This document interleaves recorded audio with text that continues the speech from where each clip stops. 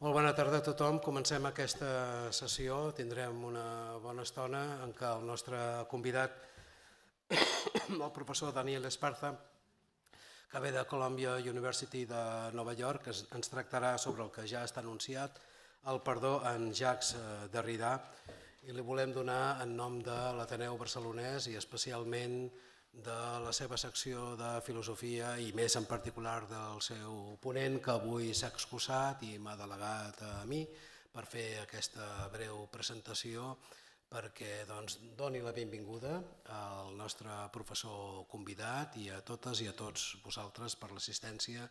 Esperem també per la participació en aquest tema que no deixa de ser d'actualitat, el del perdó, un tema clàssic i contemporani en la filosofia, no cal dir-ho.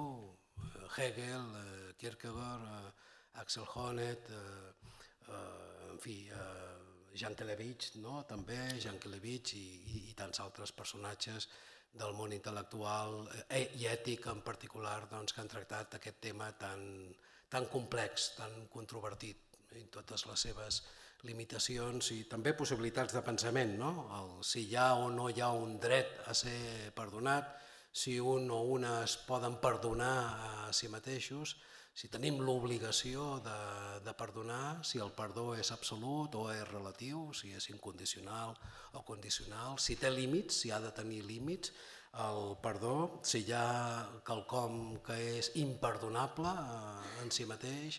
En fi, tantes qüestions obertes des d'un punt de vista ètic, metafísic, polític, antropològic, religiós, al voltant de la qüestió permanent del perdó. Tenim, com dic, el professor Esparza, que és Teaching Assistant al Departament de Filosofia de Colòmbia. Com he dit abans, ha publicat diversos llibres, entre els quals el darrer és el seu llibre de 2016, Lenguaje, Historia, Experiencia, un ensayo sobre Walter Benjamin. Els seus camps d'interès són l'ètica, l'estètica, la metafísica, la filosofia moderna i contemporània en general, des de Hamann i els romàntics alemanys fins a Walter Benjamin i el mateix darrerament Derrida, Jacques Derrida. Per tant, té un ventall de qüestions de la filosofia contemporània que li interessen i que el fan també interessant per nosaltres i esperem que així es confirmi. Doncs res més, profesor, muchas gracias por haber pensado en el Ateneo Barcelonés y bueno, estamos a la espera de escuchar tu disertación y de esperar también las intervenciones de nuestros amigos y amigas. Tú tienes la palabra, Daniel. Agradecido. Primero agradecer al Ateneo, agradecerles estar aquí. Hay una serie de cosas sobre las que iré pidiendo disculpas en la medida en la que vaya leyendo y me parece que es a tono con el hecho de que sea una conferencia sobre el perdón, ¿no? Hay muchas cosas por las que tengo que disculparme.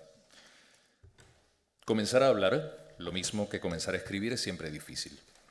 Tanto hablar como escribir son labores que requieren cierta delicadeza, especialmente cuando procuramos hablar o escribir sobre asuntos y autores delicados, como de los que queremos ocuparnos esta noche.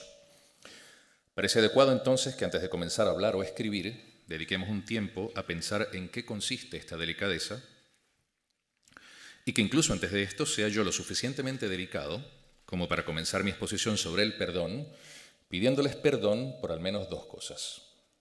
La primera, porque he dicho a los organizadores que esta sería una conversación, una conferencia, en fin, algo que se hace algo que se hace en común, sobre el perdón en Jacques Derrida, así en general, como si en efecto tal cosa fuese posible, o como si yo pudiese resumir todo lo que el autor escribió o dijo sobre el tema en poco más de media hora.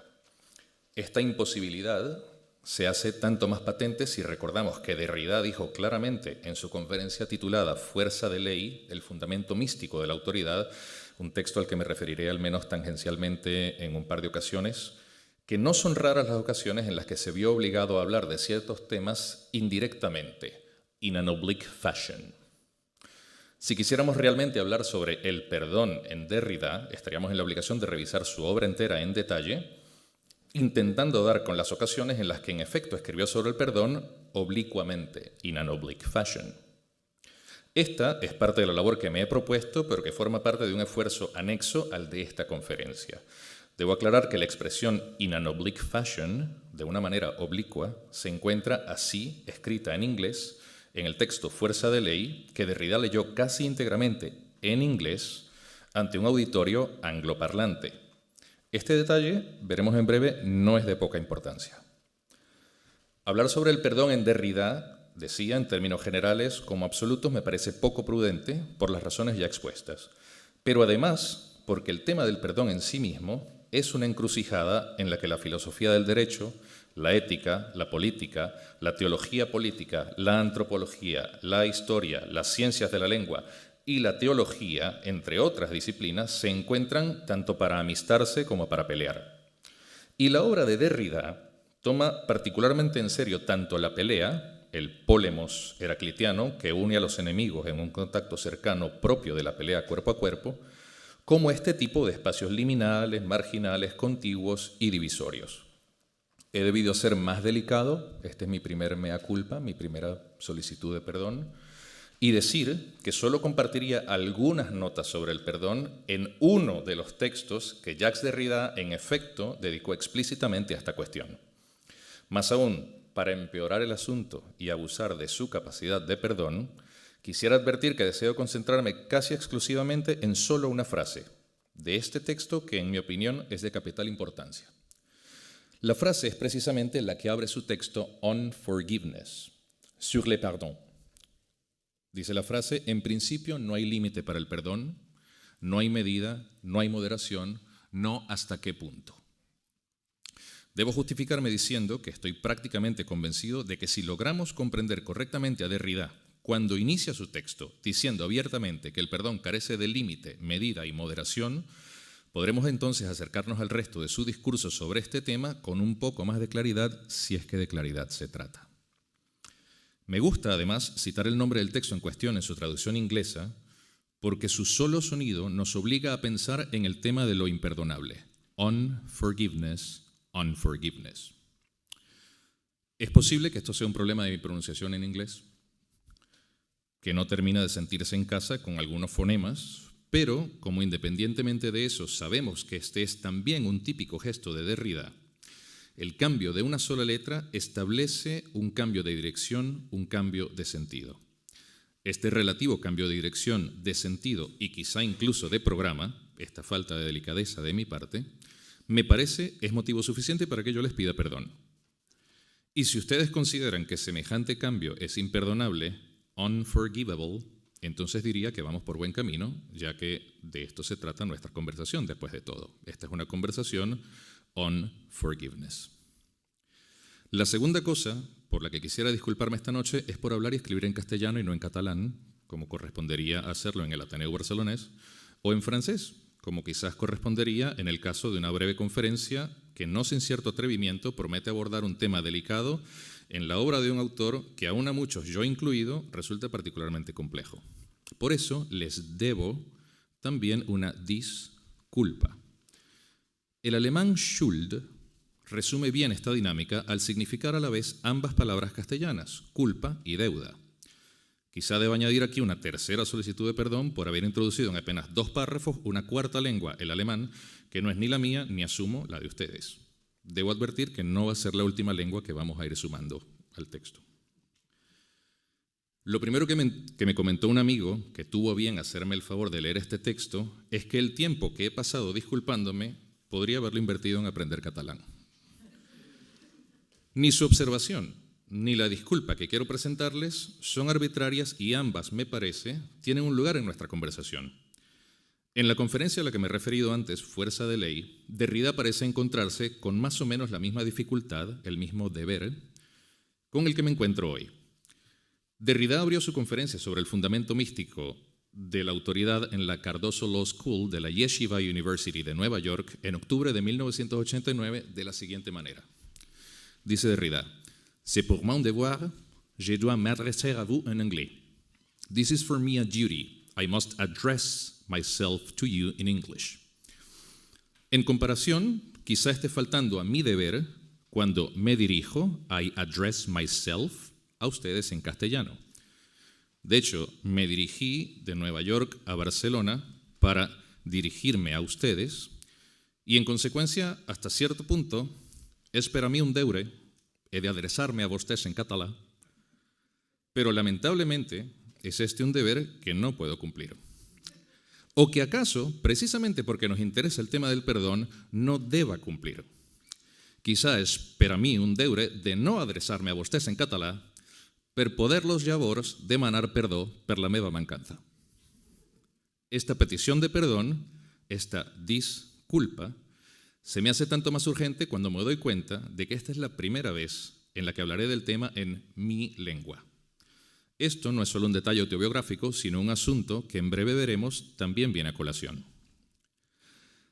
Al haber estado trabajando en universidades angloparlantes por algunos años, he hablado y escrito sobre estos asuntos casi espontáneamente en inglés, lo que implica tratar de lidiar delicadamente con al menos dos lenguas, la de Derrida y la de la universidad, pero no con una que podría llamar con quizá más propiedad mía.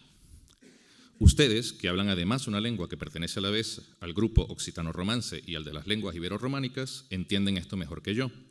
Viniendo a Barcelona, dirigiéndome a Barcelona, me encuentro entonces en la situación de tener que traducir de una lengua que es en cierto sentido mía, al fin y al cabo he sido yo, entre comillas, quien ha estado escribiendo en inglés sobre el perdón en la obra de Derrida, a otra lengua que aparentemente es más mía. Esto, creo, no es solo un problema de traducción, sino también de propiedad. No solo en términos de qué es mío y qué es ajeno, sino más propiamente qué es lo propio del perdón. Derrida pregunta por este significado propio de la palabra perdón al inicio de Unforgiveness sur le pardon, y entender esto delicadamente, digo, es parte de la labor que tenemos por delante en esta conversación, acaso porque el perdón es entonces también un asunto de propiedad. No solo porque hay modos de perdonar que son inapropiados, esto es, que no pueden llamarse con propiedad perdón, sino porque perdonar con propiedad implica una cierta capitulación de aquello que nos es propio. Por esto, estoy convencido de que cuando Derrida habla sobre la hospitalidad o sobre el regalo o sobre el sacrificio, está también hablando sobre el perdón in an oblique fashion, oblicuamente. Cuando les pido perdón por hablar en una lengua que es mía, les estoy pidiendo que me den algo que ustedes tienen, algo que se entiende es de su propiedad, que les es propio, su perdón, porque he usado algo que es mío, es decir, que es de mi propiedad, que me es propio, mi lengua. Lo importante, sin embargo, parece ser que nos estamos comprendiendo. Y como me comprenden en castellano, posiblemente mi culpa no sea tan grave. Es decir, esta es una situación que ustedes pueden comprender y, en consecuencia, pueden disculpar. Es, digamos, una especie de intercambio culpable y, si queremos ser estrictos, disculpable de propiedades, en este caso lingüísticas. ¿Pero están ustedes realmente perdonándome por dar esta conferencia en castellano? Quisiera decir que no necesariamente, que precisamente como pueden comprender tanto mis circunstancias como lo que estoy diciendo, cuando mucho estarán excusándome porque nunca he tenido realmente la oportunidad de aprender catalán. Pero ¿qué pasaría si yo quisiese dar esta conferencia, digamos, en alguna lengua aboriginal venezolana, wayú, pemón, yanomami? Asumo que ninguno de ustedes habla ninguna de estas lenguas, yo tampoco, pero no es precisamente lo incomprensible aquello que demanda ser propiamente perdonado. ¿No sería esta falta mía de mesura siguiendo a Derrida precisamente lo que requeriría una respuesta desmesurada como la que supone el perdón? Ciertamente, sería una locura de mi parte escribir este texto en wayú, pero es Derrida quien afirma que el perdón es una locura y debe permanecer siendo una locura de lo imposible. Es imposible que yo dé esta ponencia en catalán y es imposible que ustedes la entiendan en wayú. Pero si supongamos yo en efecto fuese capaz de hablarles en wayú sin que ustedes me entendiesen, ¿no sería esa una situación en la que ustedes realmente se verían obligados a perdonarme precisamente porque no pueden comprenderme? Lo que adelanto propone Derrida es una noción de perdón que aplica solo a lo imperdonable. Por primera vez, escribe Derrida, La lógica y el sentido común están de acuerdo con la paradoja. Es necesario, me parece, comenzar con el hecho de que existe lo imperdonable. Pregunta Derrida, ¿no es esto en verdad lo único que hay que perdonar? ¿Lo único que realmente demanda perdón?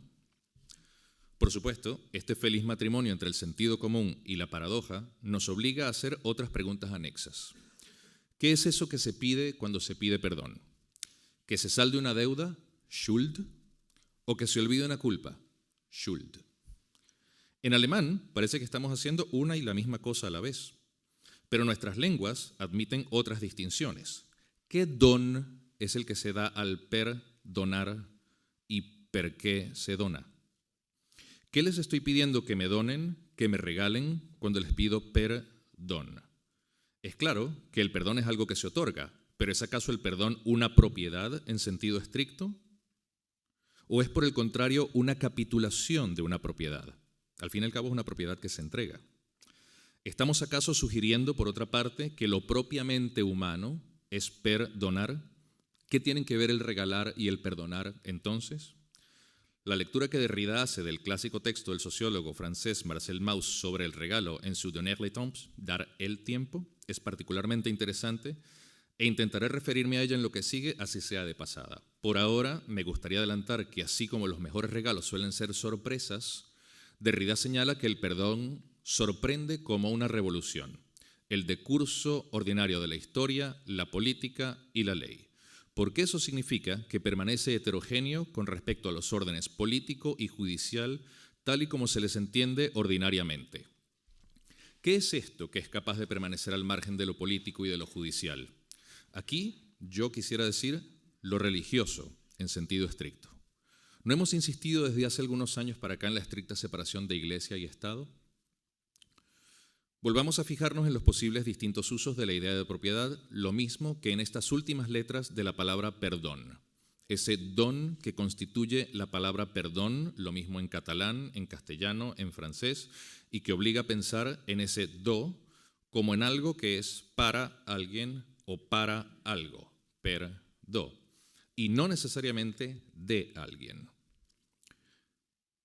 Esto no es un simple juego de palabras, ni es tampoco del todo un ejercicio etimológico, sino más bien, pienso, es metodología. Y quisiera abusar de su generosidad y pedirles, además, que no olvidemos las preguntas que hasta ahora hemos hecho y que las pensemos y recordemos también, para colmo, en inglés. Ya nos pueden acusar de haber acumulado 5 lenguas en 7 párrafos, más o menos. Pero, ¿qué demando de ustedes cuando les pido no olvidar forget estas preguntas? ¿Y qué les pido al pedirles perdón? Forgive. ¿Qué obtenemos? Get. ¿Y qué otorgamos? Give al hacer esto. Está visto que al hablar de forgetting, en oposición a forgiving, estamos ya introduciendo una variable temporal que diferencia al olvido, forgetting, del perdón, forgiving.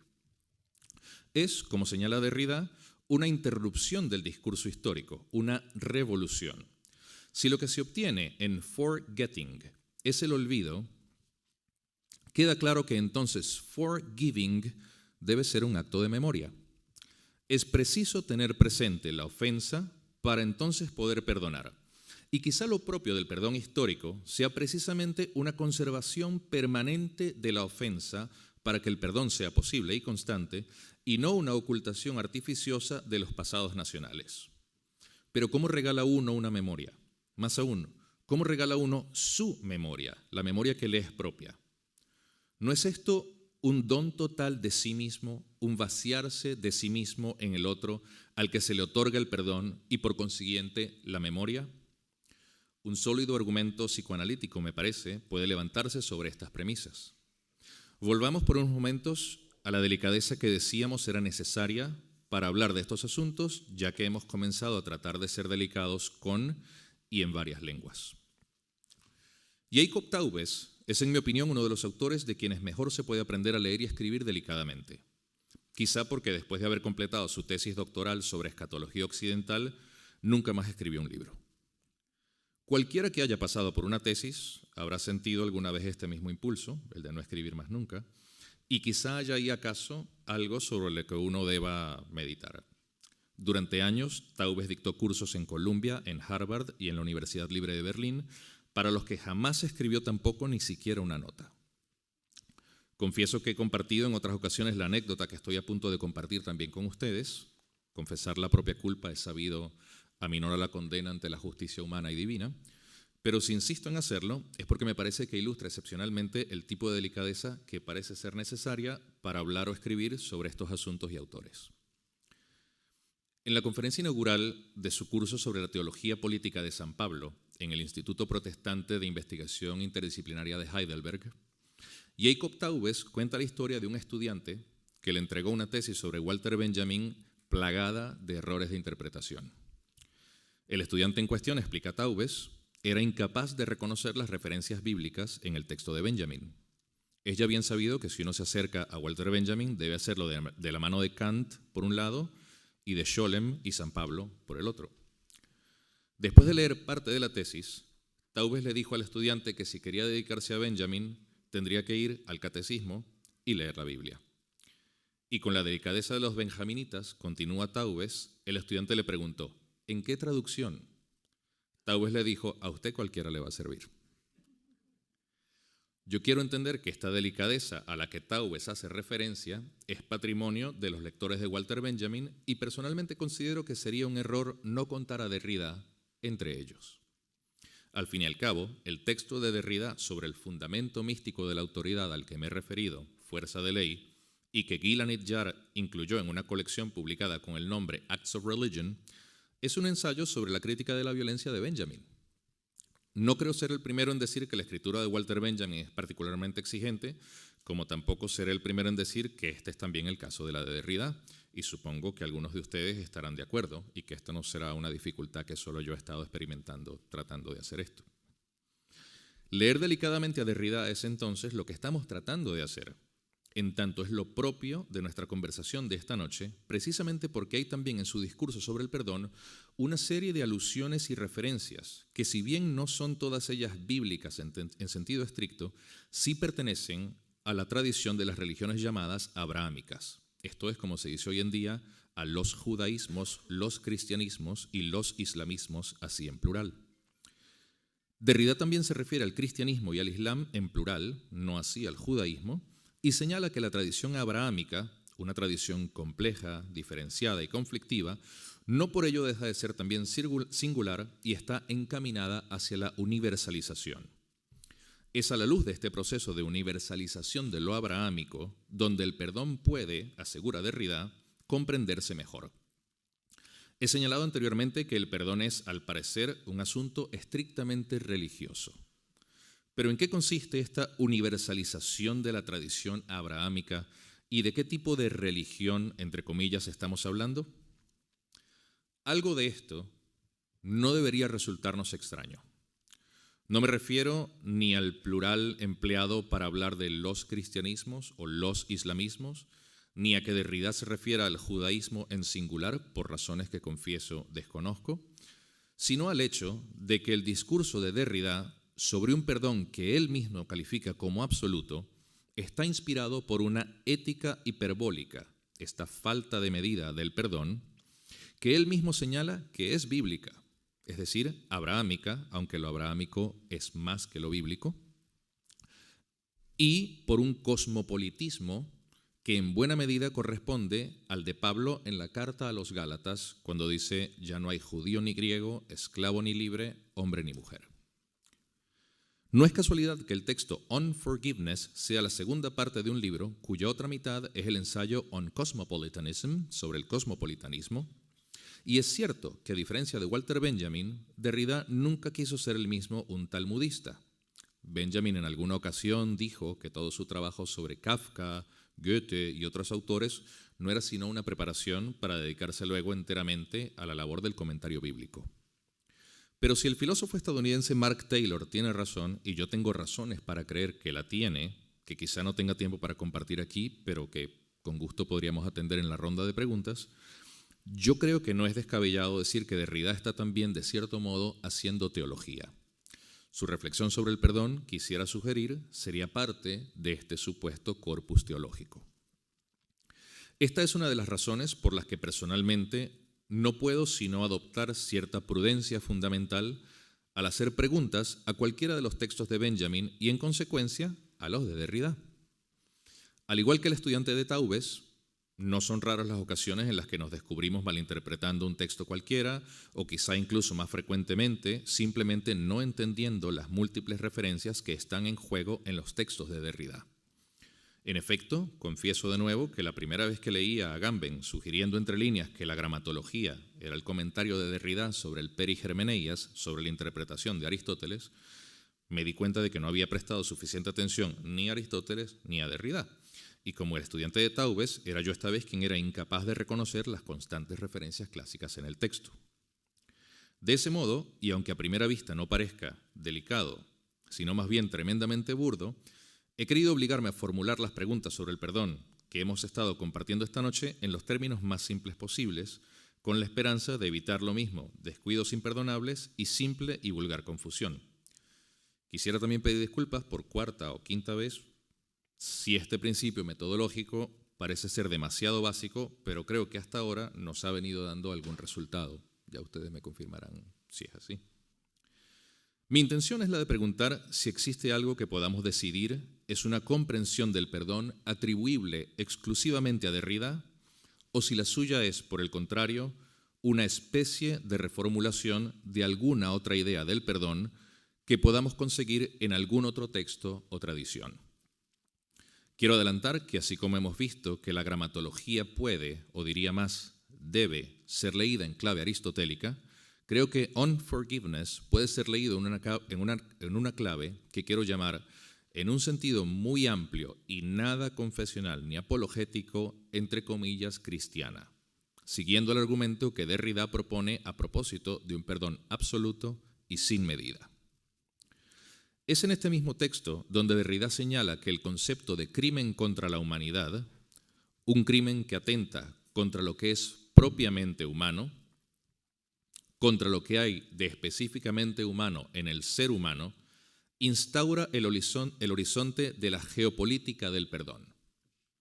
Esta geopolítica, continúa Derrida, toma la forma de una conversión de tendencia universal entendida como un proceso de cristianización que, cito a Derrida, ya no necesita a la Iglesia.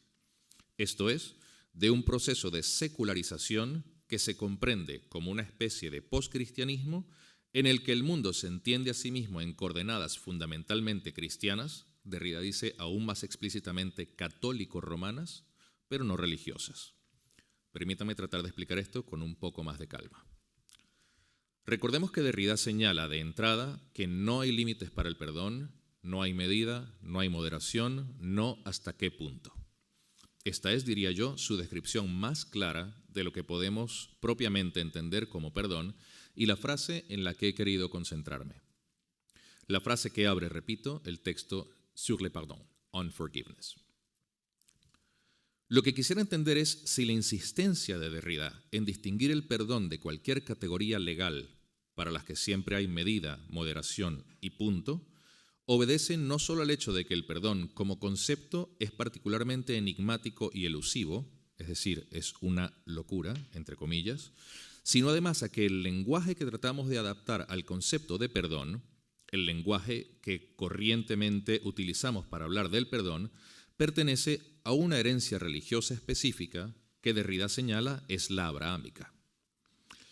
¿Es que el perdón es una invención exclusiva de esta tradición? ¿No existe acaso una idea de perdón en la antigüedad pagana, por ejemplo? ¿No podemos encontrar un perdón inconmensurable en otra parte? Derrida, si bien no construye ni remotamente una genealogía de la idea de perdón, señala abiertamente que esta idea, lo mismo que la noción de crímenes contra la humanidad, esto es, un crimen que es, recordemos la definición de crimen contra la humanidad, un crimen que es imprescriptible y por ello cercano a la idea de lo imperdonable, aunque imprescriptible e imperdonable no son lo mismo. Estas dos ideas, digo, reposan en una comprensión cristiana del prójimo. Luego hablaremos un poco más de eso en todo caso. En lo que sigue, voy a intentar acercarme a otra posible comprensión del perdón solo para comparar.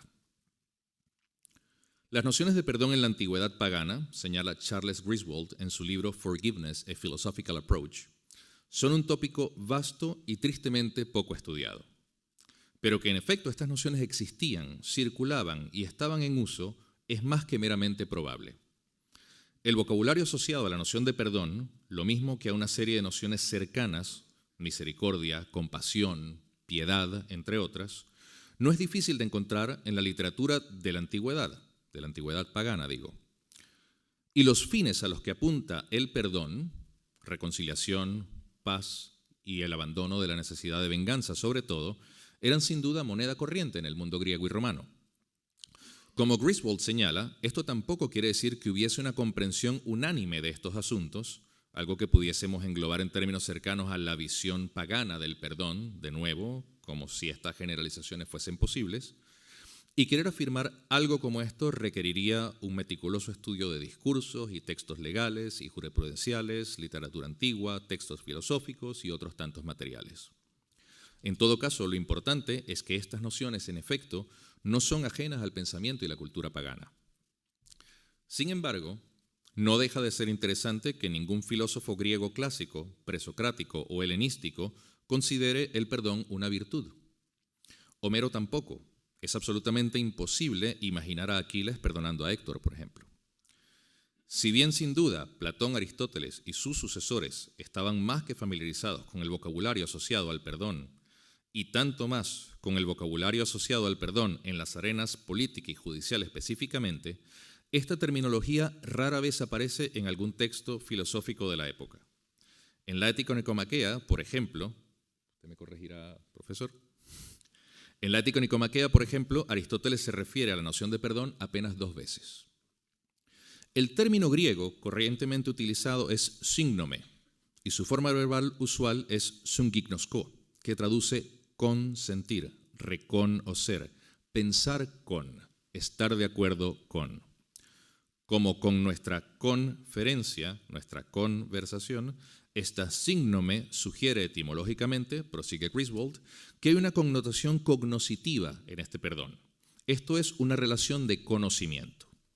Nosotros también hablamos corrientemente de ser comprendidos cuando buscamos excusarnos. Esto es precisamente lo que Derrida señala no es el perdón. Muy por el contrario, si hay algo que perdonar, escribe Derrida, ha de ser eso que en lenguaje religioso se llama pecado mortal, lo peor, el daño o crimen imperdonable. De allí nace la aporía que debe describirse en su formalidad implacable y seca, sin misericordia. El perdón perdona solo lo imperdonable, esto es, que el perdón debe anunciarse a sí mismo como una imposibilidad. Es interesante notar que la Biblia griega, a diferencia de la tradición filosófica griega precristiana, no utiliza la palabra sungignosko. En el texto del Padre Nuestro que conseguimos en el Evangelio de Mateo, el verbo pasa de ser sungignosko a ser aphiemi, que traduce absolver, liberar, echar lejos o cancelar una deuda. Kai afesgemin taufeilemata gemon, joskae gemeis afiemen, toesofeilates gemon, perdonan nuestras ofensas como también perdonamos a los que nos ofenden. El paso que va de pensar con sungignosko, que encontramos en la antigüedad pagana griega, a la absolución y la liberación contenidas en aphiemi, quiero sugerirles, permite pensar en un perdón para el que comprender no es estrictamente necesario, un perdón incomprensible, que es capaz de lidiar con lo que no se comprende, con lo que no se puede aprender, con lo que en sentido estricto no se sabe. En el Evangelio de Lucas, la frase perdónalos porque no saben lo que hacen también utiliza el mismo verbo, aphiemi. He dicho anteriormente que Derrida se refiere a un tipo de perdón absoluto, el único que admitiría que es de pleno derecho perdón. Creo que es precisamente este paso del griego pagano, sungignosko, al griego cristiano, aphiemi, de un perdón que consiste básicamente en comprender las razones que justificarían la ofensa a otro que justificarían la ofensa a otro, que se reconoce como paradójicamente un deber imposible, lo que permite pensar en este perdón absoluto que Derrida asegura constituye un proceso de cristianización que ya no necesita a la Iglesia. Desde luego, esto no quiere decir que estemos metiendo a Derrida en una pila de agua bendita, ni que lo estemos convirtiendo en un apologeta cristiano contemporáneo. En ningún momento construye Derrida una genealogía exacta de esta idea de perdón, ni compara el ático sum gignosco con el koiné afiemi, pero personalmente me parece que esta distinción pagano-cristiana nos permite entender mejor por qué Derrida insiste en hablar de una convulsión, conversión, confesión cristiana al referirse a la globalización del perdón, a una globalatinización del mundo que por una parte es el resultado de la influencia del catolicismo romano que históricamente ha determinado el lenguaje legal, jurídico y político, pero por el otro también amenaza, precisamente porque ha adquirido una estructura formal jurídica, con hacer del perdón algo normal. Si hay algo que Derrida quiere salvar, es precisamente la anormalidad del perdón, del contrasentido implícito en la pretensión de utilizar el perdón para el restablecimiento de una normalidad cualquiera, sea esta política, social, nacional o psicológica. Cuando el perdón está al servicio de una finalidad, escribe Derrida, así sea noble o espiritual, expiación, redención, reconciliación, salvación, entonces el perdón no es puro ni lo es su concepto. El perdón, insiste Derrida, debe permanecer excepcional y extraordinario frente a lo imposible, como interrumpiendo el transcurrir ordinario de la temporalidad histórica. Aquí, ya habíamos mencionado esto anteriormente, descubrimos de nuevo que el perdón es un asunto temporal, una modificación radical del tiempo histórico, una interrupción. No tengo aquí ya más tiempo para profundizar en esto, pero permítanme señalar que creo que esto es también parte de la de la influencia de Benjamin en la obra de Derrida. Ha sido Benjamin quien ha señalado la íntima relación entre la idea del juicio final y el perdón, precisamente porque el juicio final es cualquier cosa menos un aparato legal, pero además porque se entiende que el horizonte del juicio final hace de la continuidad histórica un tiempo escatológico. Si hay algo que en efecto puede interrumpir el transcurrir ordinario de la temporalidad histórica, como Derrida señala, es precisamente la idea de la posibilidad del final de semejante transcurrir. Desde la Primera Guerra Mundial hemos visto que semejante posibilidad dista mucho de ser una simple amenaza. Que perdón y juicio final sean aquí considerados tanto por Derrida como por Benjamin antes que él, como teniendo el mismo poder de sustraer del transcurrir del tiempo histórico, precisamente por su carácter extraordinario y excepcional, es una imagen particularmente poderosa en la que podríamos trabajar hasta el día del juicio. Gracias.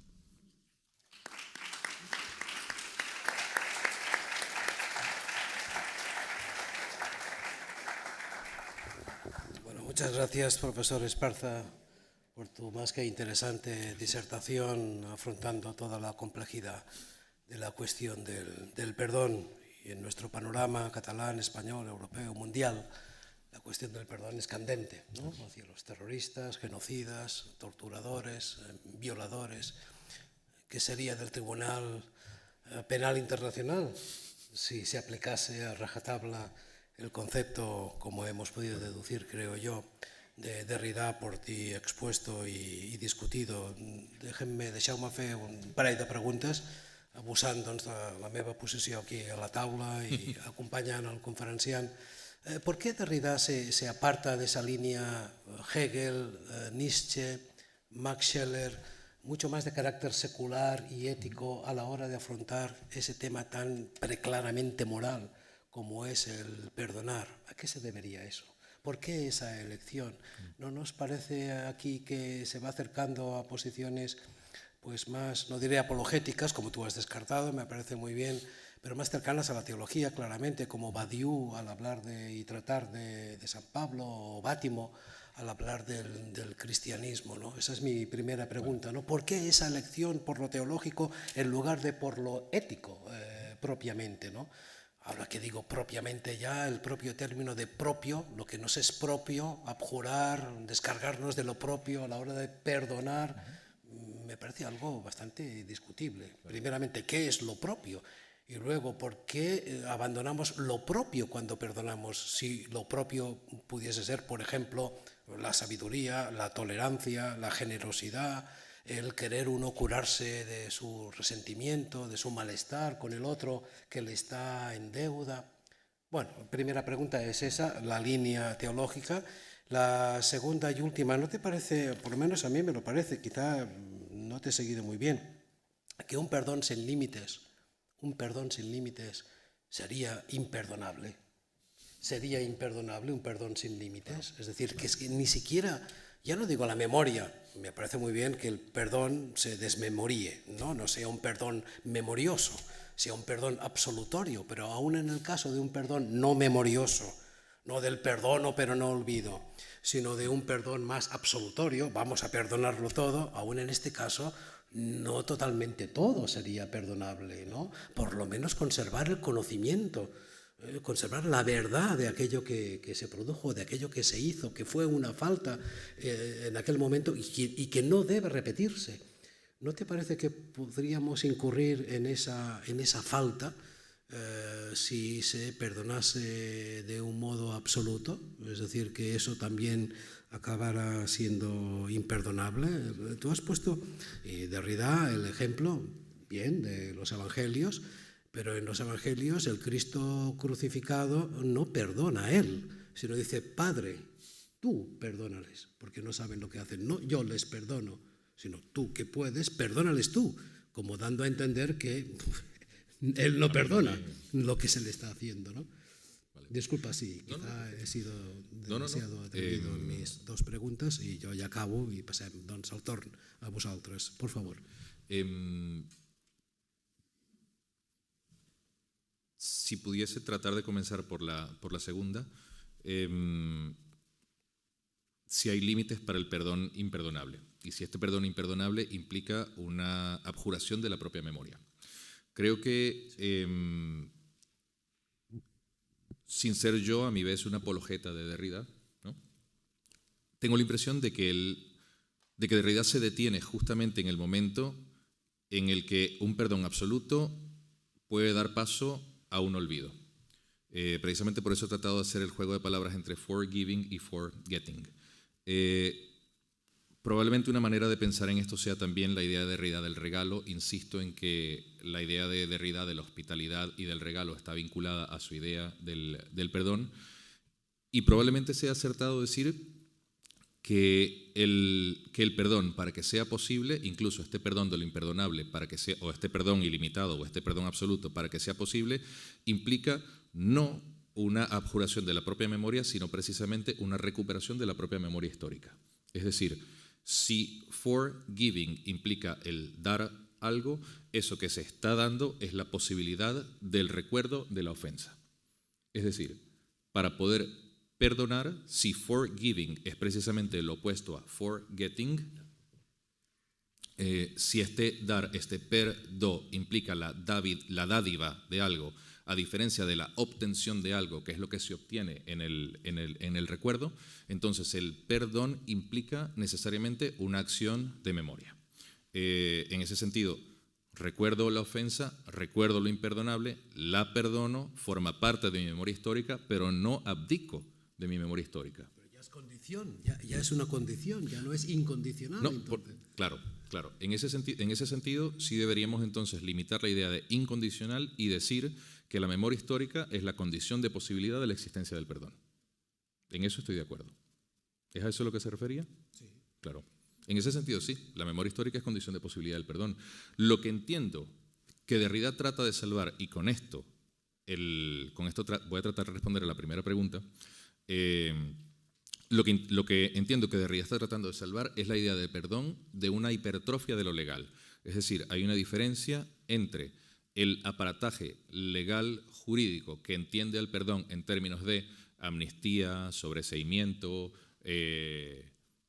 incluso perdones gubernamentales que se entregan a, por ejemplo, la administración anterior, y hace que el crimen de la administración anterior sea sobreseído, esta idea de perdón es una idea de perdón no legal, que podríamos decir sí es ética, más no jurídica. Hay una diferencia que se admite, por ejemplo, en el texto de Derrida entre el aparataje jurídico que presupone la posibilidad de un perdón legal, pero esta ética hiperbólica parece ser una exigencia ajena a la del aparato jurídico. Y en ese sentido sí entiendo que lo que está haciendo Derrida tiene que ver con una especie de proyecto teológico que implica una serie de prácticas que difícilmente sean codificables legalmente. En eso quiero detenerme un poco, porque tengo la impresión de que la idea del perdón de Derrida, que implica un abdicar de lo propio para entregárselo a alguien más, que era todo el juego que pretendía hacer con el perdo y lo propio, que es lo propio que ustedes me dan cuando yo les pido perdón y a lo que yo claudico cuando les pido que me perdonen, es la misma dinámica de la hospitalidad. Y hay una serie de textos de Derrida también sobre la hospitalidad en la que se entiende que el ser hospitalario, que es, ya iría esto, el ser hospitalario implica un entregar lo que me es propio.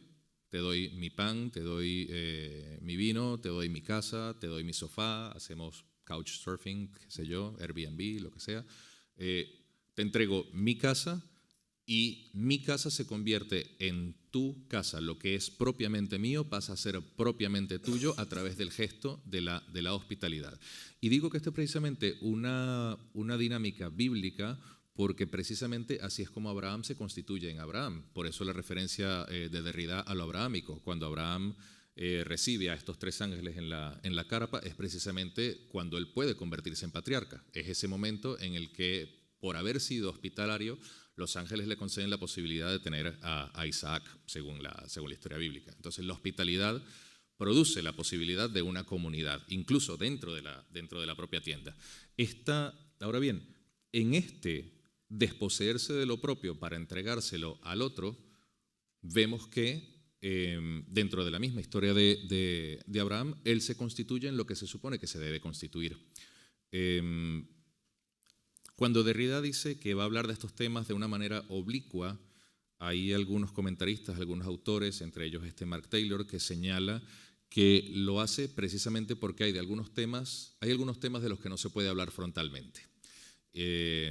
No por problemas de corrección política, ni mucho menos, sino porque estos temas simplemente no pueden ser afirmados en lo positivo. Podemos decir qué es lo que no es el perdón. Podemos decir que el perdón no es proporcional. Podemos decir que el perdón no es razonable. Podemos decir que el perdón no se puede sustraer a categorías jurídicas y legales. Esto se puede entender en términos de un sobreseimiento o de amnistía, pero esta ética hiperbólica que supone ser el perdón es una otra cosa. De esa clase de cosas solo podemos hablar negativamente, como en el caso de la teología negativa. Este sería el modelo teológico de...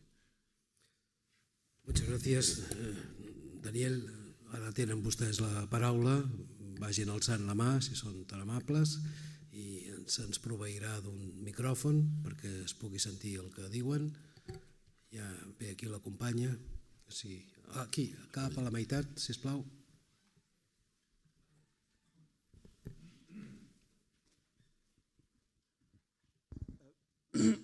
Bueno, yo he de pedir perdón porque soy bastante inculto y la verdad es que, si le decir la verdad, no he entendido de toda la primera parte, la mayoría de los conceptos que usted ha dicho, no he entendido absolutamente nada. Perdone usted por eso. Vale, debió haber sido más claro.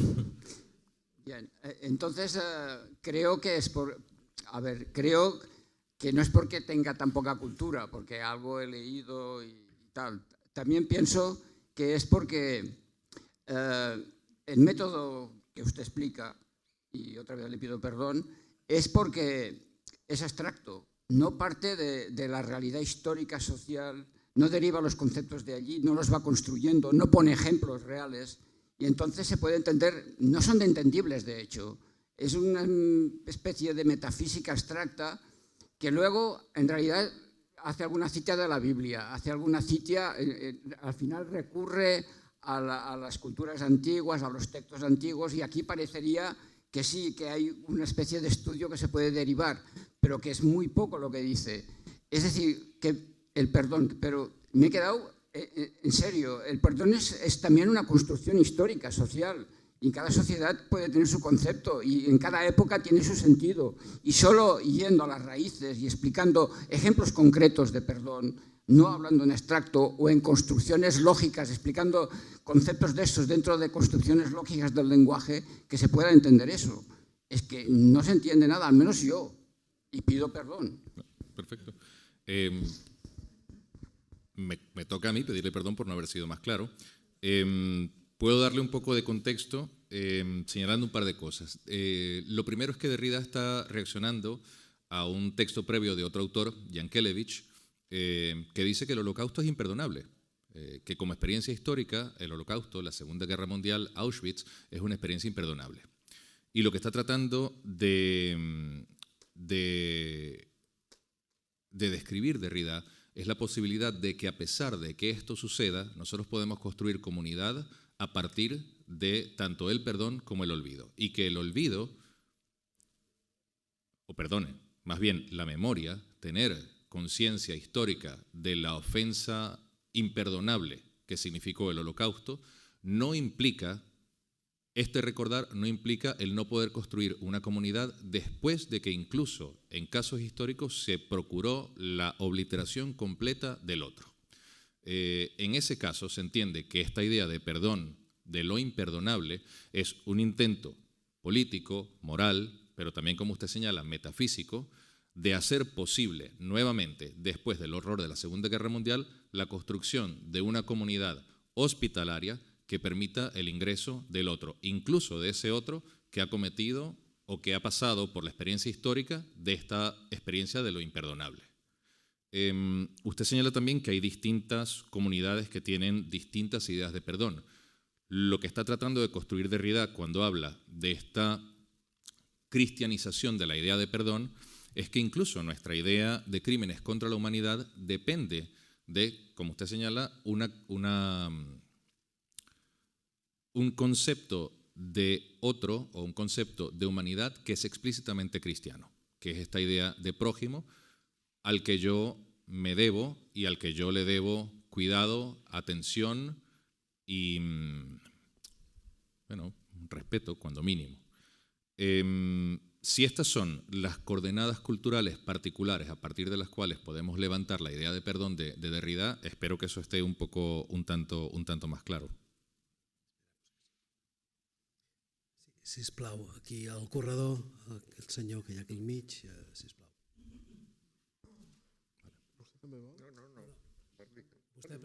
Usted que té el micrófono. Sí. Vale. Buenas tardes, buena tarde. Gracias, Daniel, por la conferencia muy consistente y muy bien hilada. Ahora bien, retomo varias cosas que me gustaría comentar. Me focalizaré en dos de ellas. Una es retomando lo que acaba de comentar el compañero, el señor aquí, y es que como derridiano que fui, sí que partí de una manera de construir los textos muy derridiana. Y poco a poco he sentido la necesidad, la justicia, de alejarme de esa manera de construir los textos a la manera de Derrida. Entonces, lo que yo creo comentaba el señor aquí es precisamente eso mismo que podemos achacar a los textos de Derrida, y es ese juego un poco etimológico, heideggeriano, abstracto, metafísico, que él lo hizo, constituye estilo y es perdonable.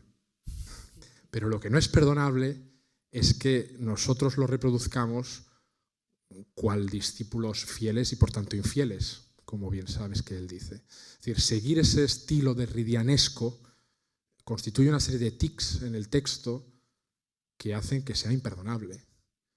Hace que sea imperdonable, porque le estamos haciendo lo que él mismo nos dijo, lectores, en sus herederos, más o menos fieles, que no hiciéramos. Que es quien algo ha entendido es precisamente aquel que no seguirá o me será infiel, ¿no? Me acuerdo que decía en Posiciones o no sé dónde. Entonces, eso es algo a lo que me estoy consagrando desde hace un par de años específicamente en determinar de qué manera se ha escrito Derrida y cómo hay que alejarse de ello por el hartazgo también que tuve de las capillas derridianas tanto en Madrid como en París. Y entonces aquí verlo reproducido me crea de nuevo bastante repelús. Y es algo que yo creo que a esto sí que tienes que responder, en el sentido fuerte de la palabra. Luego, por otra parte, algo que también me hizo olvidarme o separarme de Derrida, y es que en todo este trabajo que comparto con Norberto, lo que dice de más bien de una línea teológica que empobrece fuertemente y claramente el pensamiento derridiano, una línea teológica que acaba haciendo no solo ya del perdón, sino de la hospitalidad y de la justicia, nociones con un tufo teológico, mesianismo sin Mesías o lo que quieras, que hoy en día no acaban de ser, no diré útiles, pero sí pertinentes para lo que tenemos que enfrentarnos, o a lo que tenemos que enfrentarnos. De eso pues me tuve que, y me estoy todavía desenganchando, como porque constituye placer y droga también, y me he ido a otros autores, los cuales a veces de manera directa, interpelando a Derrida, le preguntan al mismo Derrida, al mismo pensamiento, si hay política realmente en Derrida o si no la hay. Y si hay justicia, si es una justicia política o es de nuevo una justicia ética. Y ahí sí que hay teología de nuevo, porque como tú decías bien, está todo concentrado en torno a la idea del otro, de la interrupción acontecial, vertical. Es que esto es una matriz que acaba repitiendo y acaba siendo, no sé, demasiado fácilmente aplicable de manera automática. De todas maneras, te digo, impecable todo como lo presentas, ¿no? Pero sí que como ex fiel de esta capilla derridiana, pues me siento un poco a veces interpelado a reaccionar frente a estas cosas. Gracias. No, gracias. De la primera parte, vale. Lo que quizás podría decir sobre la segunda parte de tu comentario es, yo no estoy tan seguro de que no se pueda hacer política a partir del texto de Derrida. Lo primero que pregunto es si es necesario que estos temas deriven en política, porque tengo la impresión de que precisamente cuando Derrida habla del perdón como una categoría no jurídica, no está necesariamente tratando de convertir estas acciones en una política, sino más bien una especie de, digamos, ética, que puede entenderse como una separación del espacio público y el espacio privado. Precisamente porque quizás existe ya una decepción posterior a los intentos que hemos tenido de hacer del espacio público jurisdiccional y legalmente espacio en efecto público, ¿no? Y puede ser que esta claudicación en convertir el discurso necesariamente siempre en política sea un gesto derridiano que pueda entenderse teológico precisamente por la separación entre Iglesia y Estado que ya nos es familiar. Por eso insisto en que esta idea de perdón consiste en una especie de ética hiperbólica y no necesariamente en un programa político que sea aplicable. ¿Por qué esa insistencia en esta separación o en esta vertiente teológica, digamos, de la escuela derridiana? En buena medida, no tengo yo necesariamente la impresión de que sea por el hecho de que haya cosas de las que no se pueda hablar directamente y solo se deba hablar tangencialmente, de manera oblicua, etcétera, etcétera. Eso es una justificación del discurso derridiano que conocemos, puede tener sentido. Yo particularmente tengo la impresión de que si hay algunos textos en los que Derrida es bastante directo, tenía la impresión de que había sido suficientemente directo en mi texto. No has leído otras cosas mías que son infinitamente menos directas que estas y de las cuales realmente pido perdón por esas otras. Pero sí tengo la impresión de que la insistencia de Derrida de convertir en esto un asunto ético y no utilizar la palabra política cuando está hablando del perdón. De hecho, Derrida rara vez habla de política y hay uno solo de sus libros en los que él en efecto habla de Marx, se confiesa relativamente marxista, que es el texto de Espectros de Marx. Y lo escribe después de la caída del muro, después del 89, etcétera, etcétera, después de muchas presiones en las que se le habían exigido que efectivamente dijese de qué lado del espectro político estaba. Esta resistencia a hablar abiertamente de asuntos políticos, insisto, creo yo, puedo estar muy equivocado, pero creo yo que tiene algunos dejos de rescatar el proyecto ilustrado hasta cierto punto. Me explico. La intención de alcanzar una mayoría de edad que no dependa del tutelaje de las instituciones políticas. En ese sentido, creo que el proyecto del perdón de Derrida es una especie de proyecto humano ilustrado que le exige a la propia persona, al individuo, hacerse responsable de su propia dimensión de acogida del otro sin convertirlo en un asunto político público del que tengan que encargarse las instituciones. No sé si eso sea lo que justifique precisamente la idea de hospitalidad, de Derrida, que es un asunto en el que se le exige a la persona, a cada uno de nosotros, hacerse responsable del otro. En ese sentido creo yo que Levinas entiende muy bien a Derrida cuando dice no hay Mesías, el Mesías somos todos. Es un proyecto político en el que las estructuras estatales no son las que tienen que hacer el papel de encargarse del otro. Ha demanat fer una breu acotació, damos paso. Sí, claro. Si vol continuar, ens ha demanat fer una breu acotació. Vostè que ha intervingut? Claro. Sí. Sí. Claro, claro. Sigui breu, sisplau, perquè hi ha més paraules demanades. Sí, no, por política no tiene forzosamente que entenderse programa aplicable No, claro. ni institución. Política es la comprensión, como si dijéramos, de lo ciudadano o de un estar juntos que va más allá de un segundo y que se introduce un tercero. Por tanto, por eso tampoco sería ilustrado. Lo ilustrado es el pensamiento no del prójimo, sino de una sociedad. Entonces, en ese sentido sí que es cierto que hay un intento de autorresponsabilizarse, Claro. pero no ilustrado, porque lo ilustrado implica concepción social, no concepción del otro. Y yo creo que el problema es decir, Derrida no tenía este deje, como si dijéramos, ético y como si dijéramos, de focalización sobre lo otro antes de una, y esto usted me lo dirá, de una clara influencia de Levinas. Yo creo que Levinas ha hecho mucho daño. Ha hecho mucho daño al pensamiento derridiano.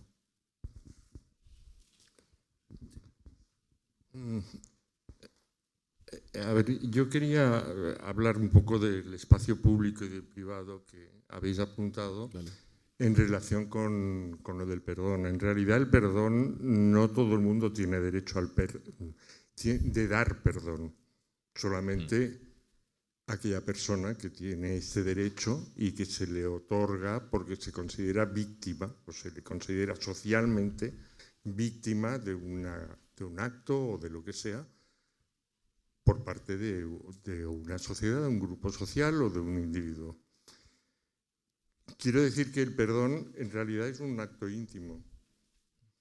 Se da porque se tiene derecho a dar.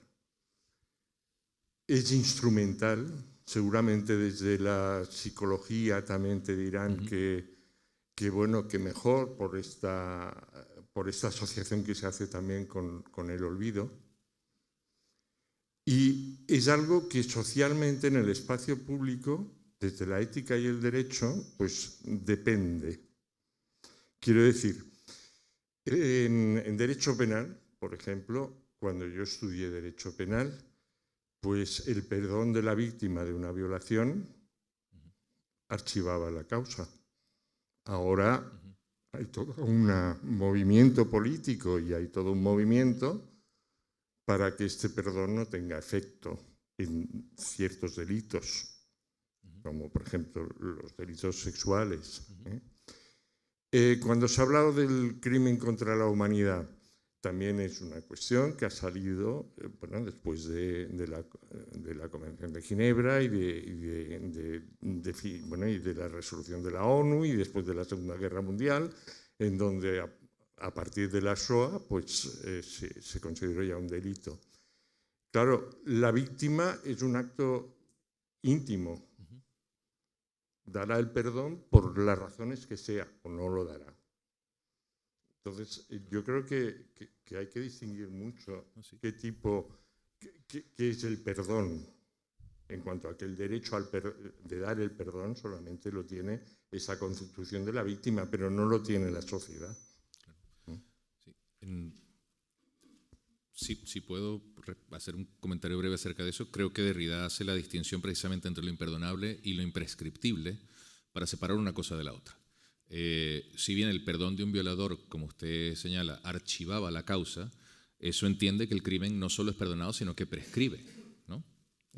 Yo no soy especialista en filosofía del derecho, pero tengo entendido que ambas cosas suceden de la misma manera. Cuando se hace, por ejemplo, un sobreseimiento de causa, lo que se está negando no es solo el crimen, sino también la memoria de ese crimen. Un sobreseimiento es colocar sobre el hecho histórico algo que se supersede, algo que se pone por encima, y en la historia eso nunca pasó, ¿no? O sea, digamos, es el caso, por poner un ejemplo cercano a mí, en el caso del golpe de Estado de 1996, encabezado por Chávez en Venezuela, la causa es sobreseída y como no existe ese hecho en el horizonte histórico, entonces Chávez no tiene prontuario criminal y por eso puede acceder a la presidencia de la República. Una persona con antecedentes penales no puede ser presidente de la República.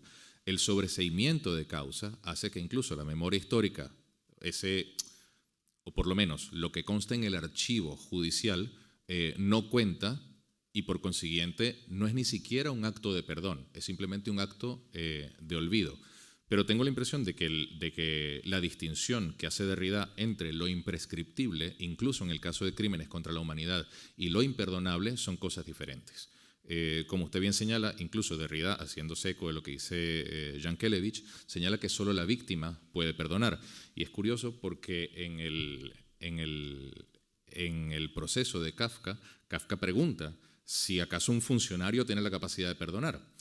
Creo que lo que está haciendo Derrida precisamente separando la hipertrofia del derecho o tratando de salvaguardar, por un lado, las categorías del derecho, que no es que las esté negando, simplemente está poniendo en el horizonte de las categorías del derecho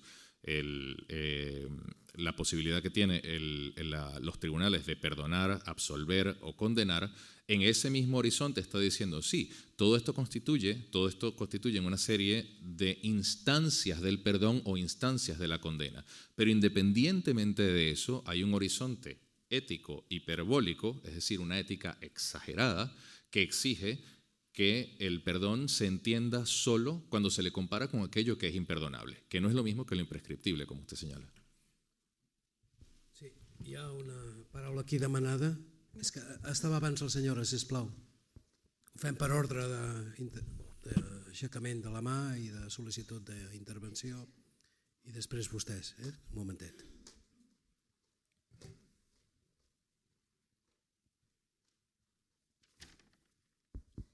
Sí, quería preguntarle cómo trata Derrida la negación de la conciencia de culpa o también cómo trata la ocultación de la conciencia de culpa que puede sumir al perdonador en una confusión y en una... bueno, esto. Vale. Si les soy honesto, en este texto, On Forgiveness, de lo que menos habla es precisamente de eso, de quién perdona o de quién no perdona. Lo que sí le puedo señalar son dos cosas. La primera de ellas, hay una pregunta en Derrida acerca de lo que señalaba el caballero también, acerca de la posibilidad, acerca de la pregunta de quién tiene la autoridad de perdonar, ¿no? ¿Quién perdona? ¿Perdona el tribunal? ¿Perdona la víctima? ¿Perdona el ofendido? ¿Perdona quien ofende?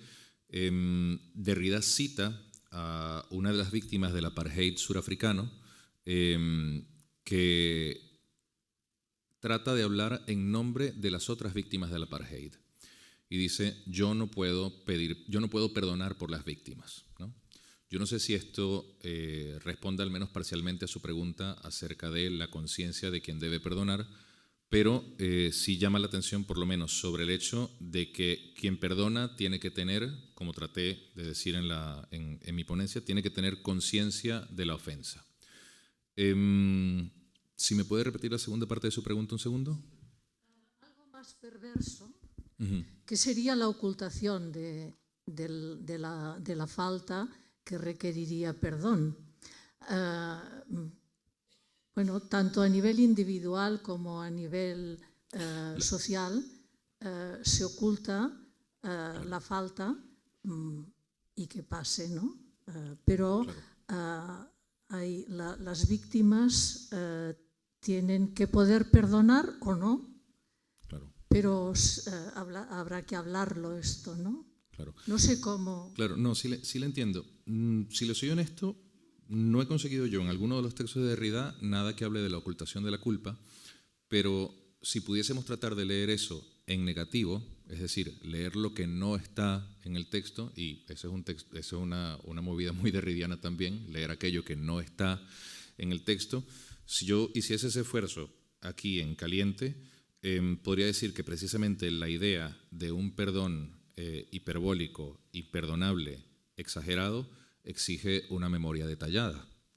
Si vamos a proponernos como horizonte ético, digamos, mandatorio, el deber de perdonar aquello que es imperdonable y perdonar ilimitadamente, inconmensurablemente e irracionalmente, perdonar irracionalmente exige una memoria histórica detallada, constante, que fue lo que estábamos comentando, profesor. O sea, el hecho de perdonar en lugar de borrar la memoria exige un recuento detallado para que podamos, en efecto, poder perdonar aquello que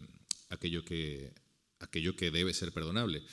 Decía Jacob Taues en uno de sus textos que precisamente esta idea de perdón puede entenderse psicoanalíticamente, creo que usted hablaba de la psicología de quien perdona, puede entenderse psicoanalíticamente como una especie de ejercicio memorioso de recordar incluso aquello que no hemos recordado.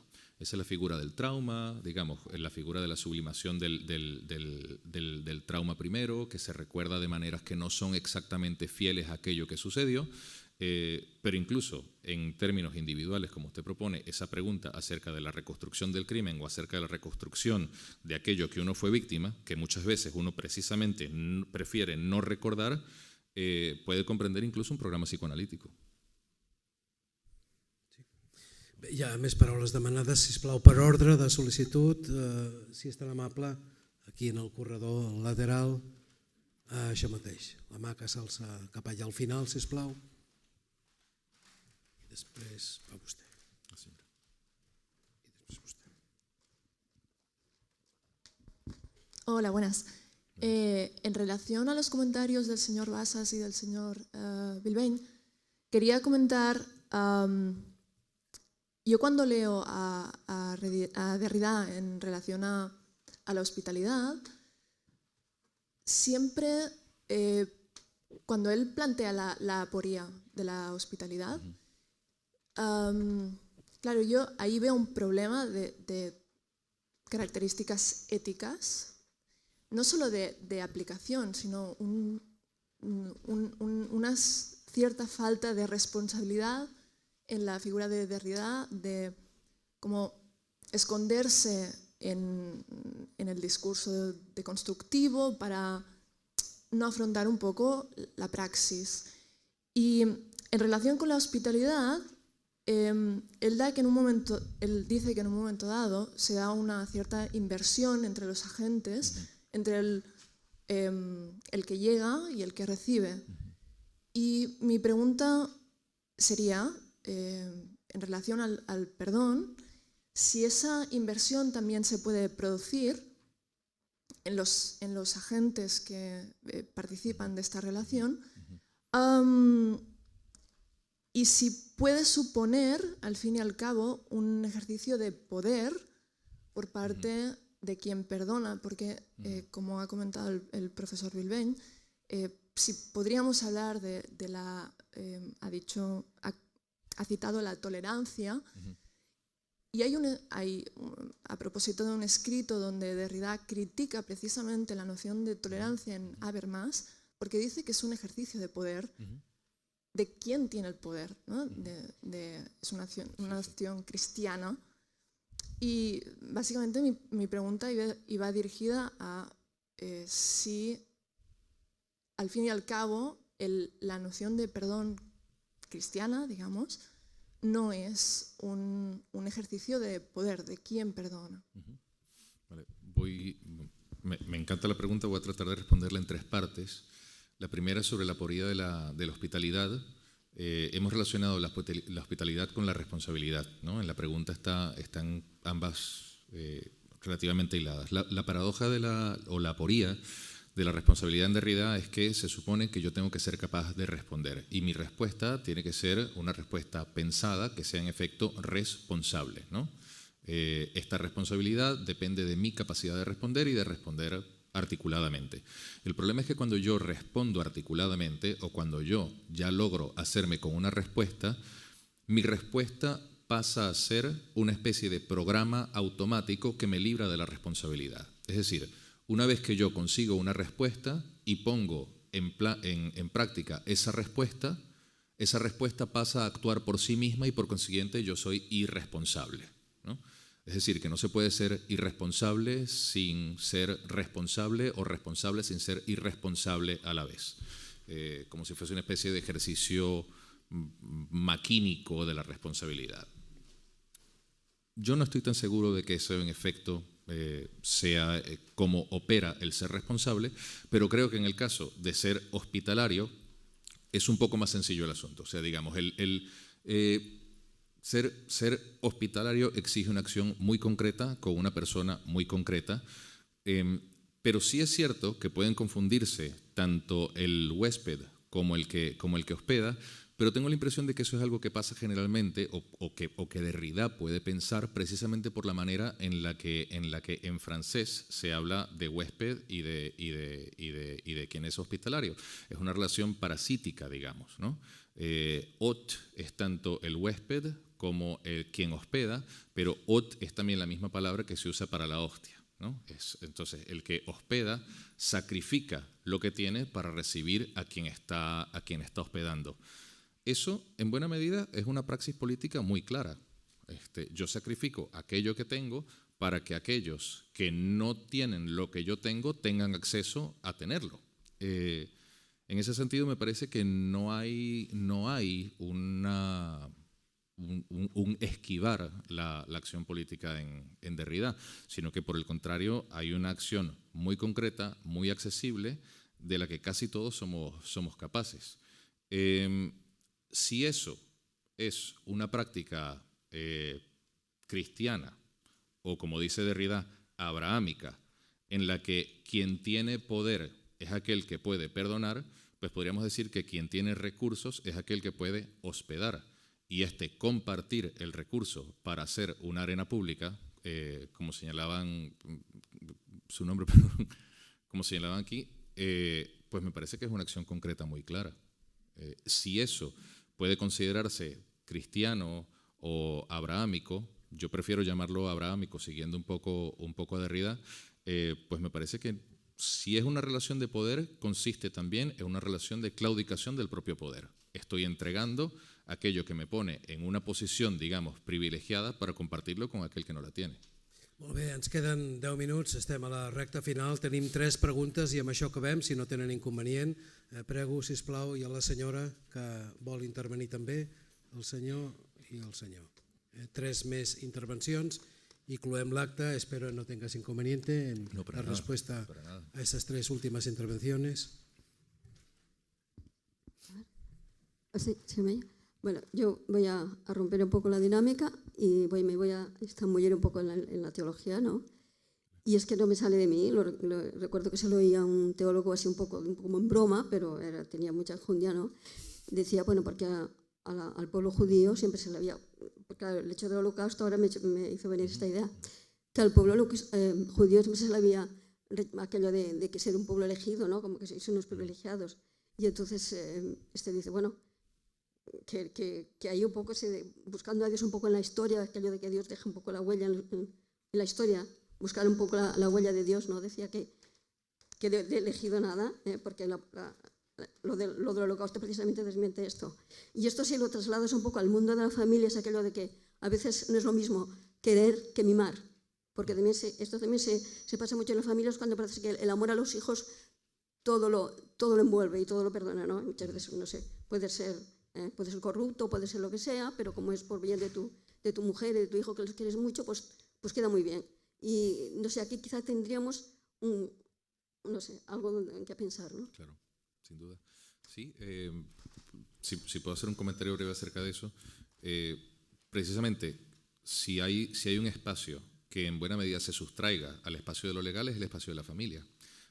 Lo vemos en los noticieros a cada rato, digamos, no, mi hijo no era un criminal, mi hijo era deportista, él no hizo nada, no sé qué cosa, y el tipo es un ladrón de 7 suelos, lo que sea, pues, ¿no?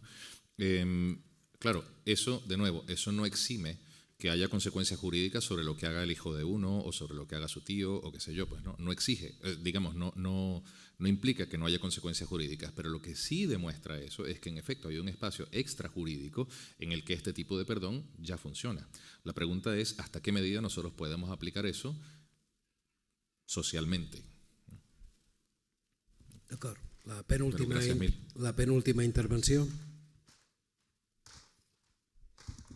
Sí, le querría preguntar, según Jacques Derrida o según usted, esto del perdón es una cosa que se ha puesto de moda actualmente, bueno, de moda, que es que se habla actualmente, pero a lo largo de la historia, si yo no tengo malentendido, siempre la propia naturaleza humana ha cometido grandísimos crímenes. Por poner un ejemplo, Roma invadió muchos países, la esclavitud, cuando había una conquista, el botín era masacrar a la gente y llevarse todas sus pertenencias, sus mujeres, etc. Y yo que recuerde nunca se había pedido perdón. Entonces, por ejemplo también, yo pondría un ejemplo, Estados Unidos lanzó una bomba atómica, eliminó a un montón de gente de golpe y porrazo y tampoco ha pedido perdón. ¿No es el perdón una cuestión de poder? Y después, ¿no tiene una naturaleza, digamos, temporal? La temporalidad lo elimina. Y después, ¿no hay una cuestión también, si se habla subjetivamente, de que no basta con decir he perdonado, sino que íntimamente lo has de sentir y que para eso la naturaleza del perdón también está en la palabra? Porque si te encierras y no dices, expresas lo que tengas que sentir tanto el uno como el otro, no veo cómo salga ese perdón. No basta con que lo manifiestes verbalmente. Pregunto todo esto. No, bravo. Con respecto a lo primero, yo mismo me he dado cuenta, cuando yo empecé a trabajar en el tema del perdón, empecé con otros autores y ahora estoy tratando de revisar el perdón en Derrida. Y tiene usted razón, el perdón cuando uno revisa la historia de la filosofía, el perdón es un tema relativamente nuevo. Y parece ser un tema relativamente nuevo porque estamos apenas empezando a tomar conciencia de que esto es una categoría complicada, por decir lo mínimo. Digamos, como digo, hay categorías jurídicas, hay categorías teológicas, hay categorías religiosas, filosóficas, etcétera, etcétera, alrededor de la idea del perdón, pero no deja de ser una categoría elusiva, compleja, además. Si es una relación de poder, sí, pero me gustaría pensar que es una relación de poder en un sentido no de opresores y oprimidos, sino del poder perdonar, la capacidad de poder perdonar. Es cierto que en la historia de la humanidad, digamos, nosotros hemos empezado a ver solicitudes de perdón, si no me equivoco, públicas, con los primeros mea culpa de Juan Pablo II hace no tanto tiempo, 89, si no me equivoco, ¿no? Y fueron precisamente una ocasión memorable, porque difícilmente se había visto una figura pública de tanto peso pidiendo perdón por culpas históricas, por la Inquisición, por el proceso a Galileo, etcétera, etcétera. Entonces, digamos, en ese gesto tenemos probablemente algunas dos de sus preguntas, una figura de poder que tiene la capacidad de pedir perdón o que está en la posición de pedir perdón por una serie de crímenes históricos que no prescriben, ¿no?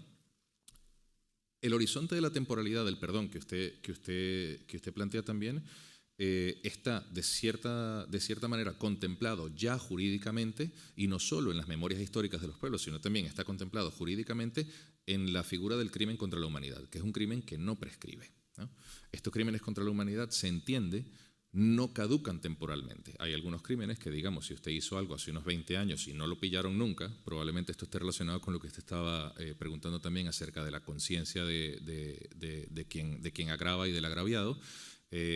Así el agraviado conserve ese crimen en la memoria, si han pasado 20 años, probablemente eso prescriba. Tenemos entendido ahora, con la idea de crímenes contra la humanidad, que hay perdones que son capaces de sustraerse al paso del tiempo. Y con respecto a su tercera pregunta era, perdone. Gracias. Que estamos hablando siempre de un discurso racional. Cierto, exacto, perdone.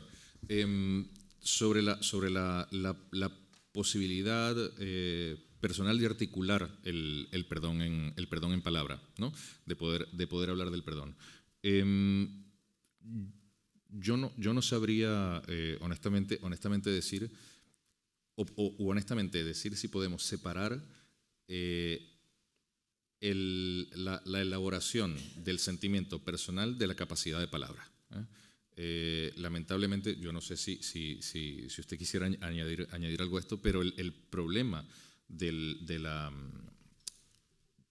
lo que usted plantea como el perdón, como un asunto racional, digamos, incluso lo irracional no escapa al hecho del lenguaje.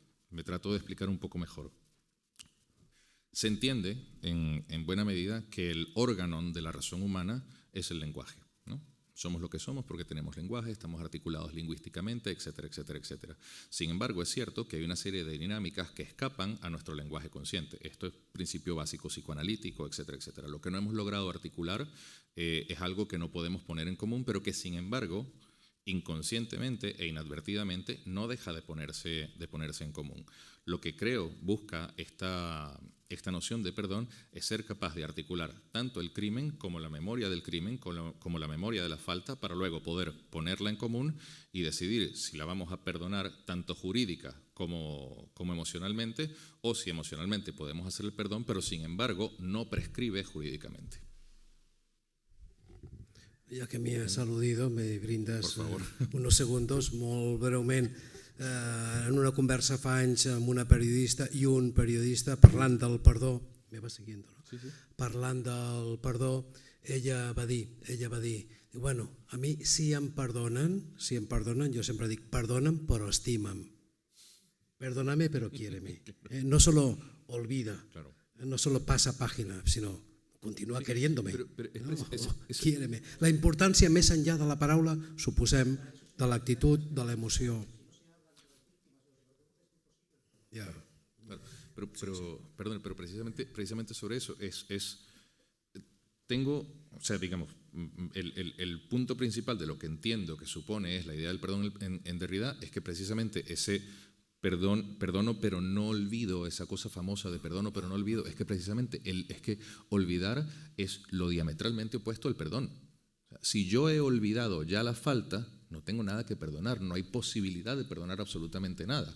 Por consiguiente, esas formas jurídicas del sobreseimiento de causa a Derrida le resultan absolutamente horrendas. O sea, digamos, el sobreseimiento de causa, el olvido de la memoria histórica, el olvido del agravio, el olvido de la violación, el olvido del crimen, son precisamente contrarios a la sola posibilidad de perdón. Si yo no tengo el crimen presente, no tengo absolutamente nada que perdonar. Y perdonar es un deber, como yo me debo a lo que estuve tratando de hacer con la conferencia, es un deber ético que implica la necesidad de conservar esta memoria histórica. Ahora bien, si logramos hacer que esta conservación de la memoria se produzca dialógicamente, como usted dice, en la que estamos hablando víctimas y victimarios, y podemos producir un perdón tanto ético como jurídico, bueno, no le digo yo ya el mundo que tendríamos. Pues, ¿no? La darrera intervenció, sisplau, i ja tanquem l'acte, perquè portem 1 hora i mitja de reunió i el nostre conferenciant deu començar a estar cansat, no ho sé. Endavant. Hola. Dos comentarios y 2 preguntas un poco rápidas. La primera de ellas, una pequeña alusión, ha salido Hegel, creo que lo ha mencionado antes, Yo sí que creo que hay un puente muy fuerte entre la noción de absoluto de Hegel y la noción, digamos, de absolución inherente al absoluto, que creo que aterriza muy claramente en Derrida como un peso. Si aceptamos que el absoluto es algún remedio de Dios en Hegel, más o menos, con brocha gorda, yo creo que el cristianismo derridiano es muy explícito al tirar tanto del perdón como absolución, con una, digamos, carga metafísica de la tradición como muy fuerte, al menos desde Hegel, o incluso que se podría rastrear en la fenomenología, yendo por Aristóteles, etcétera. Pero no me quería perder demasiado en este berenjenal. Otro apunte pequeño, para mí sí que tiene que ver con el énfasis en lo propio, en la propiedad, y estos son los dos apuntes un poco más académicos, para mí, sobre todo por la deuda, en este caso heideggeriana, también muy fuerte que creo que existe en Derrida con respecto a lo propio como una categoría central, básicamente casi sinónima al ser en el caso de Heidegger. Y de nuevo para mí estamos en un puente con Dios como muy, en una especie de teología postcristiana, bueno, por ahí iba el segundo apunte. Y luego, a un nivel mucho más pragmático y un poco alejado de las instituciones, pero atendiendo al tejido social, todo este punto de vista en torno al perdón sí que creo que está envuelto o en cierto cristianismo o judeocristianismo que deja un poco de lado lo oriental.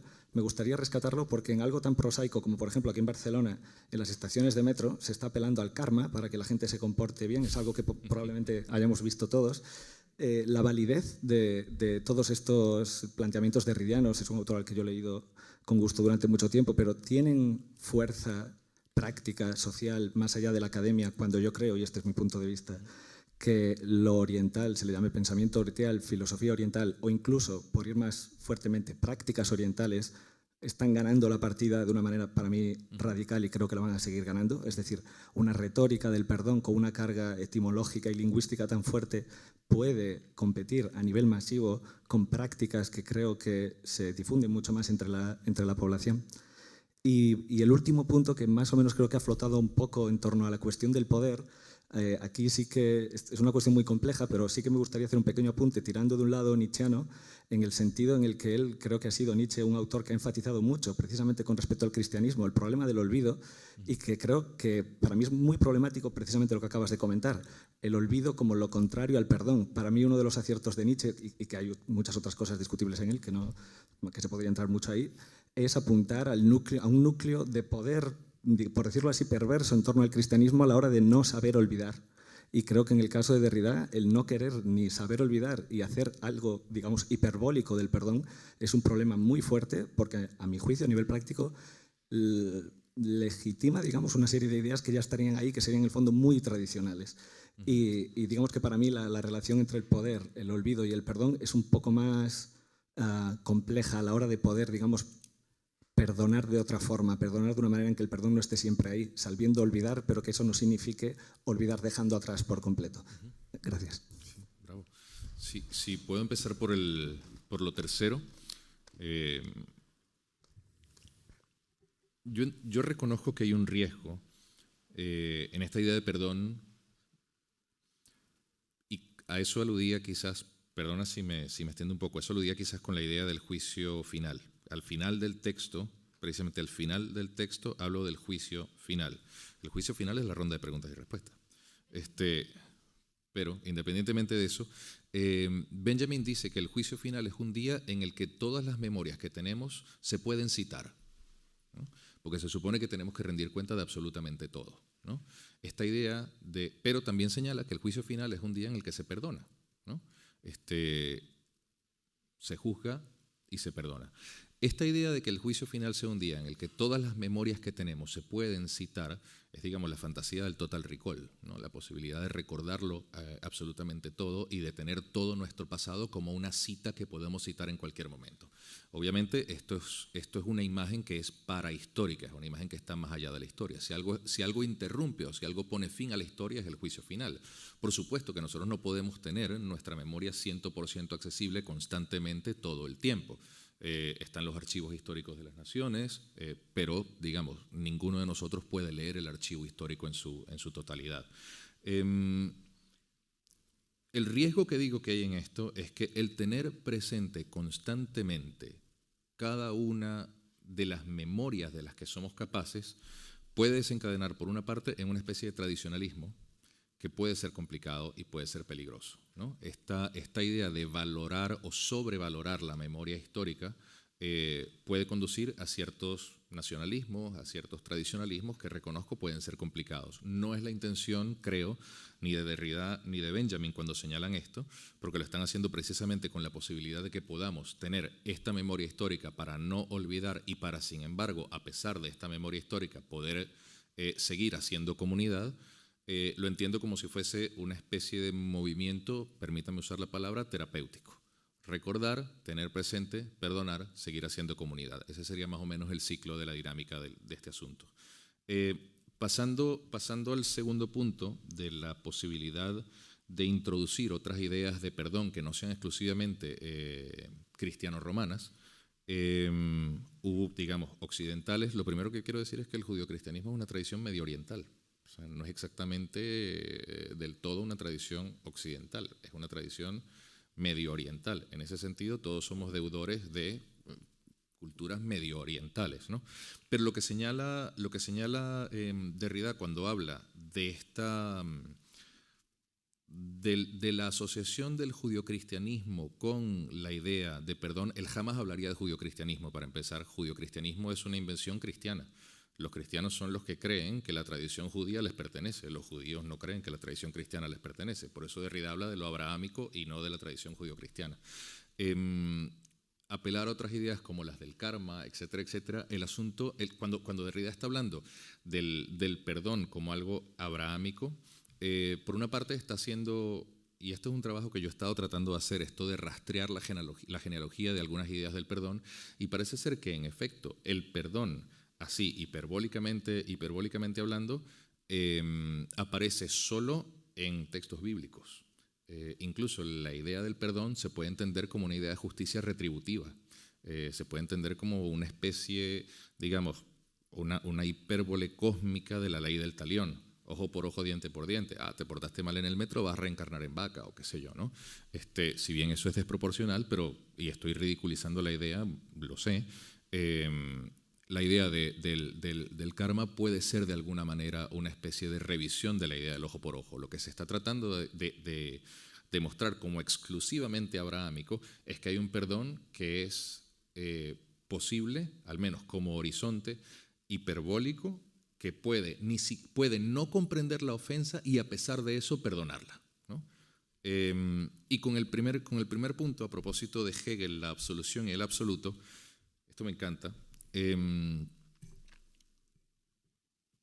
Lo que hay en Hegel, es la Aufhebung hegeliana, la síntesis hegeliana, es una reconciliación. Y reconciliación no es perdón. Esa es una de las distinciones que tratan de hacer tanto Benjamin como Derrida con esta cuestión del perdón. Benjamin, sobre todo, señala que lo que está haciendo Hegel no es una filosofía del perdón. Lo que está haciendo Hegel es una filosofía de la reconciliación. Y la reconciliación y el perdón son cosas muy diferentes.